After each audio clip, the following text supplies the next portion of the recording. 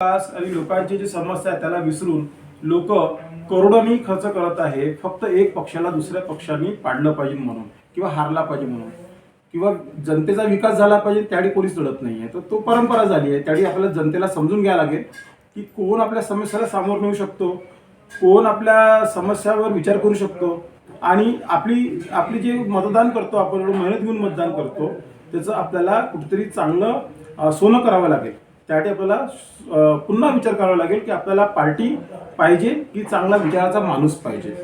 प्रथम माणूस नंतर पार्टी.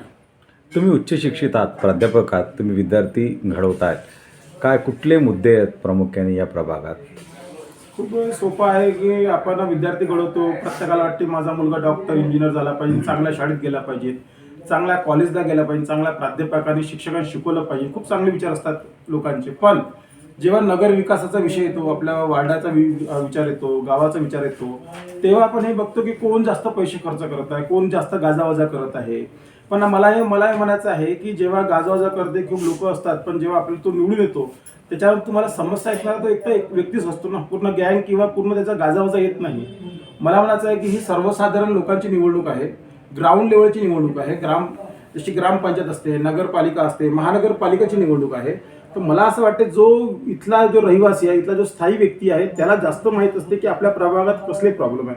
जसं मला माहिती आहे आपल्या प्रभागात काय एक छोटीशी डस्टबिन नाही आहे, ई लायब्ररी नाही आहे, एक ॲम्ब्युलन्स उभी राहत नाही. एवढी चांगली शाळा आमची मनपाची होती, बंद केली. नवीन टेक्नॉलॉजी त्या शाळेला आपण अपडेट केलं पाहिजे, त्या शाळाच बंद करून टाकली. म्हणजे ना रहेंगी बास ना बजेंगी बास रे.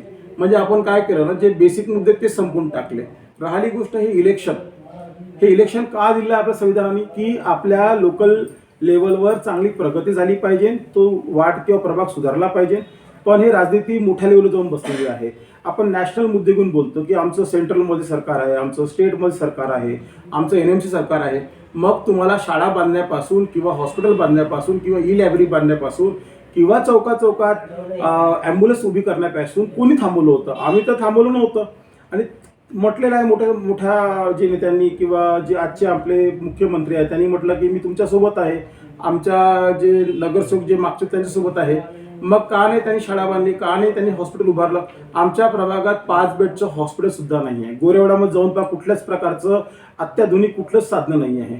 जाफरनगरला जाऊन पहा आम्ही फिरत आहे, पूर्णच कचरा पडलेला आहे. जेव्हा की जाफरनगर सारखा मोठा जे आमचा एक मुस्लिम समाज राहतो त्यांनी एक पर्टिक्युलर पक्षामध्ये त्यांनी वोट केला असावे किंवा मोठ्या पक्षाला वोट केलं तरीही तिथे एक कचरावाला झाडू सुद्धा मारत नाही, कचरा उचलला जात नाही. तिथे आताही नाल्या वाहत आहे. म्हणजे आपण फक्त इलेक्शनच्या वेळेस त्यांचा यूज करून घेतो, वापर करून घेतो. हे मग नागरिक आपण जागी कधी होणार आहे, आपण आवाज कधी उचलणार आहे? तर मला तेच म्हणायचं आहे की प्रतिनिधित्व करणारा व्यक्ती जर चांगला राहिला तर मला असं वाटतं आवाज वरपर्यंत जाईल आणि चांगली सुधारणा होणार आहे. जे विद्यमान जे इथले माजी नगरसेवक होते त्यांच्याशी संवाद साधला तेव्हा त्यांच्या मुखातनं असे मुद्दे नव्हते विकासाच्या संदर्भामध्ये, केवळ रस्ते पाणी हाच विषय होता.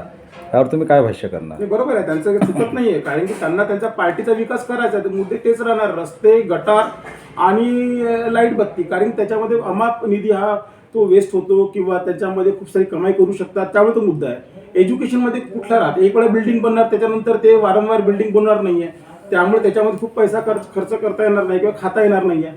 एक नगरसेवक ठेकेदारसाठी काम करतो, जेव्हा निवडणूक येते तर ठेकेदार नगरसेवक काम करतो. आपण काय करतो? आपण उत्सव साजरा करतो, मतदान करतो. मतदान केल्यानंतर आपल्याला काही आपली किंमत राहत नाही, किंमत राहते ठेकेदारची. आणि जेव्हा निवडणूक येते तेव्हा नगरसेवकाची किंमत राहते. आपली किंमत कधी येणार आहे? आपली किंमत तेव्हा येणार आहे जेव्हा आपला माणूस, गावचा माणूस आणि आपल्या विचाराचा माणूस जेव्हा राहील तेव्हा ती आपल्या मतदानाची किंमत आपल्याला परत मिळणार आहे. मतदारांना तुम्ही काय मेसेज द्याल?